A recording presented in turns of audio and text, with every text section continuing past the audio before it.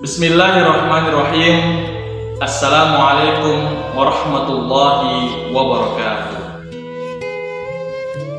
Biridhoillah wa syafaati Rasulillah sallallahu alaihi wasallam wa bi kulli niyatin shalihah wa bi barakatil awliya wa bil khusus Syekhina Abdul Qadir Al-Jailani rahimahullah wa khassatan ila muallif al-kitab Khalas Nurul Yaqin Syekh Umar Abdul Jabbar rahimahullah wal kitab Nurul Yaqin Syekh Al-Khudaribi rahimahullah nafa'anallahu bi ulumihim fid daraini amin ya rabbal alamin bisirril Fatihah.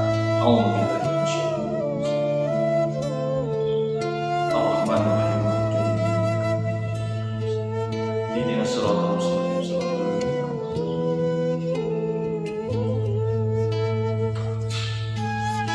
Alhamdulillah wassalatu wassalamu ala Rasulillah Sayyidina wa maulana Muhammad ibn Abdillah wa ala alihi wa sahbihi wa man tabi'ahu wa mawala. Asyhadu an la ilaha illallah wahdahu la syarika lah wa asyhadu anna Muhammadan abduhu wa rasuluhu la nabiyya ba'da. Allahumma shalli ala sayyidina Muhammad nabiyil ummi wa ala alihi wa baraka wa sallam. La haula wala quwwata illa billahil aliyil azim. Santriwan dan santriwati Pondok Modern Selamat Batang, marilah kita bersyukur atas kehadirat Allah Subhanahu wa taala yang telah memberikan kita beribu-ribu nikmat di dunia ini. Dan tak lupa pula kita kirimkan salawat serta salam kepada junjungan Nabi kita Nabi Agung Muhammad sallallahu alaihi wasallam. Baik santriwan dan santriwati Pondok Modern Selamat Batang, sebelum kita masuk pada pembelajaran materi di kitab Khalasat Nurul Yaqin Al-Juz Ats-Tsalis atau juz ketiga, marilah kita berdoa bersama. Bismillahirrahmanirrahim. Rabbis shrah lana sudurana wa yassir lana umurana wahlul 'uqdatam min alsinatina yafqahu aqwalana. Rabbi zidna ilman warzuqna fahman. Amin ya rabbal alamin. Baik santriwan dan santriwati Pondok Modern Selamat Batang, pada pertemuan sebelumnya kita sudah membahas mengenai Khulafaur Rasyidin, yaitu ada Abu Bakar, Umar, Utsman dan Ali, dan disebut juga kenapa mereka dinamakan dengan Khulafaur Rasyidin, karena mereka itu berperan menggantikan Nabi Shallallahu Alaihi Wasallam dalam melaksanakan atau menjunjung tinggi hukum-hukum syariat Islam atau syariat agama Islam.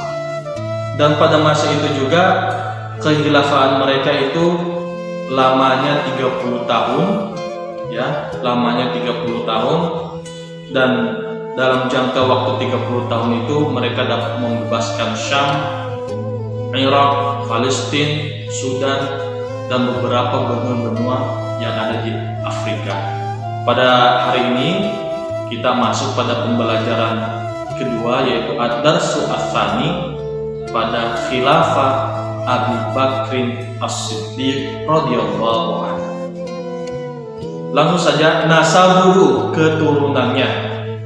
Jadi keturunan Abu Bakar wa Abdullah ibnu Abi Quhafah ibni Amir yajtami'u ma'an Nabi sallallahu alaihi wasallam fi jaddi as-sadis wa huwa Murrah.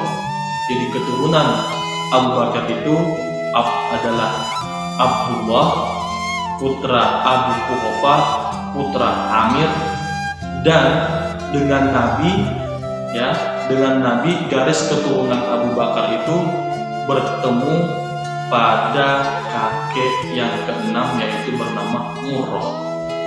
Seperti itu. Selanjutnya, wulida ba'dan Nabi sallallahu alaihi wasallam bi sanataini wa ashhur. Ya. Abu Bakar itu dilahirkan 2 tahun setelah kelahiran Nabi sallallahu alaihi wasallam. Jadi setelah Nabi lahir 2 tahun kemudian baru lahirlah Abu Bakar As-Siddiq. Wamtazu radhiyallahu anhu bisuhulatihi wa husni muasyaratihi wa lutfi mujalasatihi wa lini janibihi. Beliau mempunyai sifat yang istimewa. Jadi Abu Bakar As-Siddiq itu mempunyai sifat yang istimewa. Apa sajakah sifat-sifat istimewa itu? Yang pertama ada bisuhulatihi, lemah lembut. Beliau ini lemah lembut. Terus yang kedua, wa husni muasyaratihi, baik dalam pergaulan. Dalam bergaul beliau itu baik. Wa lutfi mujalasatihi, rendah hati dalam persaudaraan. Dan yang terakhir, walini janibihi, mempunyai hati yang belas kasihan. Nah, maka dari itu Abu Bakar As-Siddiq disebut mempunyai sifat yang istimewa. Yang mana 4 tadi itu, lemah lembut, baik dalam pergaulan, rendah hati dalam persaudaraan, dan yang terakhir mempunyai hati yang belas kasihan. Itulah sifat-sifat istimewa yang dimiliki oleh Abu Bakar As-Siddiq. Selanjutnya, washtaghala bitijarah, beliau itu sibuk dengan perdagangan. Fakasaba thiqata qaumihi wa amanatihi wa abha zamalin katsir. Ya, dari bangsanya beliau mendapat kepercayaan. Ya, dari bangsanya sendiri beliau mendapatkan kepercayaan. Dan kenapa beliau mendapatkan kepercayaan? Karena beliau itu amanah. Selain amanah, mempunyai harta yang banyak, atau bisa disebut dengan beliau sebagai orang yang hartawan. Selanjutnya, wa kana muhabbat ila Quraisy, beliau sangat dicintai oleh bangsa Quraisy. Jadi Abu Bakar As-Siddiq sangat-sangat dicintai oleh bangsa Quraisy. Yuwasi ajizahum wa yuksibu faqirahum. Ya, beliau itu ketika melihat orang yang lemah, beliau tolong, dan ketika melihat orang yang fakir, beliau bantu. Makanya beliau sangat-sangat dicintai oleh bangsa Quraisy seperti itu. Itulah tadi beberapa penjelasan poin-poin terkait pembelajaran kedua pada khilafah Abu Bakar As-Siddiq radhiyallahu anhu. Baik santriwan dan santriwati Pondok Pesantren Selamat Batang yang Bapak banggakan, di sini ada beberapa pertanyaan.